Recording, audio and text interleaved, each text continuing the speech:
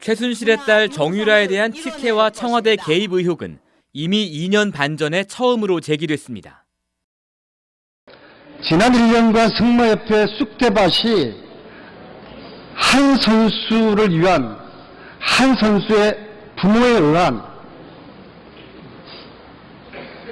그래서 승마협회가 쑥대밭이 됐다는 것이 승마인들의 일치된 의견입니다. 어떻게 생각하십니까? 저는 전혀 그렇지 않다고 생각합니다. 국가대표 선발 과정에서는 심판들께서 점수로 이렇게 선정하는 걸로 알고 있고요.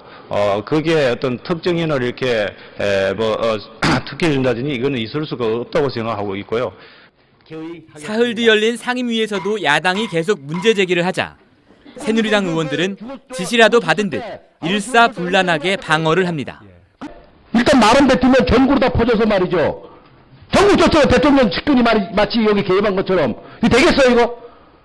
네? 죄송합니다. 이 파장은 말이죠. 예. 국력 소비고, 얼마나 소비입니까? 예. 저도 솔직히 그 학생이 부모가 누구든 간에 그렇게 유망주인 학생이 그리고 이 선수 찾아가서 예.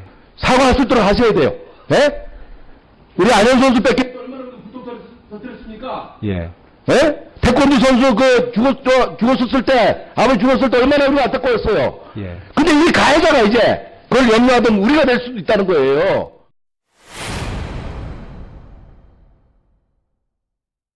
이렇게 훌륭한 선수인데 부당하게 됐다라고 할 때는 그거를 근거를 내밀어서 해야 되는데, 단순하게 이 선수의 부모님이 누구고 윗대 어른이 누구라는 이유로 이렇게 훌륭한 선수에 대해서 음해를 하는 거, 이 문체부가 두고 보고 있으면 될 일입니까, 아닙니까? 안 되겠습니다. 전체적으로 이 정의연 선수에 대해서 저희도 지금 의원님 말씀하신 거에 대해서 조사를 해봤는데, 이 선수가 과거에 유망주였고 지금도 이 마장 마술에서는 고등학생으로서는 성인들과 똑같은 수준의 성적하고 지금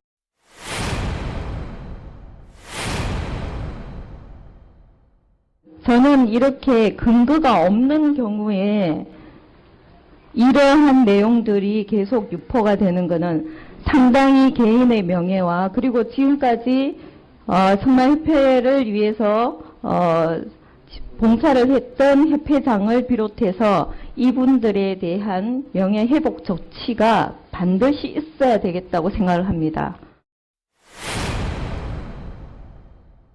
이렇게 촉망되는 국가의 1등급 승마 선수가, 어린 선수가 이런 악성 루머 때문에 장래가 촉망되는 이런 사람의 기가 꺾이고 인격 모독이 되고 이런 일이 지금 벌어지고 있는 것 같습니다. 그러니까 주무장관으로서 철저히 조사를 하시고 제보가 정말 잘못된 거라면은 사과를 꼭 받아내시고 거기에 따른 조처가 필요할 거라고 생각됩니다. 이날 교육문화체육위원회에서는 새누리당 의원 12명 가운데 7명이 정유라 선수를 옹호했습니다. 세월호 참사 3개월 뒤 대통령의 7시간과 청와대 위기 대응 시스템이 문제가 되면서 다시 비선 실세 논란이 촉발됩니다. 국회에서 질의가 쏟아졌지만 청와대 관계자들은 모르쇠로 일관했습니다. 명세코 비싼 라인은 없습니다. 지금 거기에 언급된 분들은 청와대에 나타나는 일도 사실 없는 분들이고, 또 청와대에 있는 비서관은 상임을 꾸려가는 그야말로 비서일 뿐이지 인사에 추호도 관여하는 권한도 끊어 있지 않습니다. 정윤회라는 사람 아십니까? 네, 알고 있습니다. 언제 만났습니까?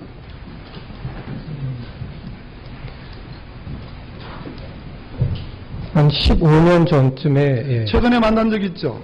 최근에 만난 적이 없습니다.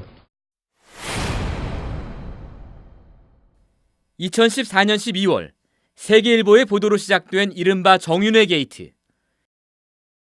이번에도 새누리당은 감추고 감싸는 데 급급했습니다.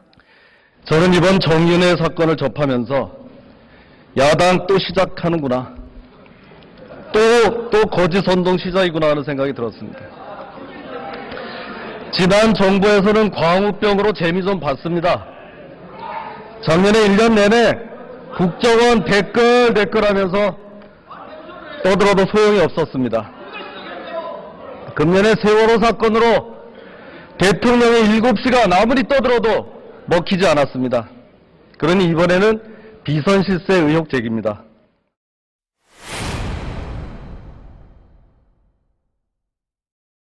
현재까지 수사 상황을 보면 이번 사건은 청와대 내에서 소외됐거나 반감을 가진 일부 세력이 찌라시 정보를 짜깁게 해 보고서를 만들고 유출시킨 단순 문서 유출 사건입니다. 국정농단 주범은 근거 없는 찌라시로 실체적 진실을 왜곡하고 문서를 유출시켜 나라를 혼란에 빠뜨린 조응천, 박관천 등입니다. 그리고 또 다른 국정농단 세력은 이해 통주에 국민을 호도하는 새정치민주연합입니다. 이노근 전 의원은 심지어 비선실세 의혹을 추궁하는 야당 의원을 조롱하기까지 했습니다. 하기 전에 최민희 의원이 참 공상소설을 쓰고 있구나. 한마디로 해서 요새 정치인들이 진짜 버릇부터 고쳐야 된다고 봅니다. 요새 여기는 나 좀 가만히 있어. 잘못된 버릇을 고쳐야죠. 저 의장님, 좀 경고 좀 해주세요. 자, 우리 조심하세요. 자, 우리 학생들이 방치하고 있습니다. 새누리당이 이렇게까지 자신 있게 의혹을 은폐했던 것은 정부도 검찰도 모두 같은 편이었기 때문입니다. 이렇게 대통령이 이렇게 나쁜 사람들이라고까지 지목하면서 인사조치할 수 있는 것은 비선 개입이 아니고서는 가능하지 않다고 보고 있습니다. 어떻게 생각하십니까? 지금 비선이니 실세니 하는 것에 대해서는 제가 알고 있는 바와는 전혀 다르다고 생각을 합니다. 우리 법무차관님,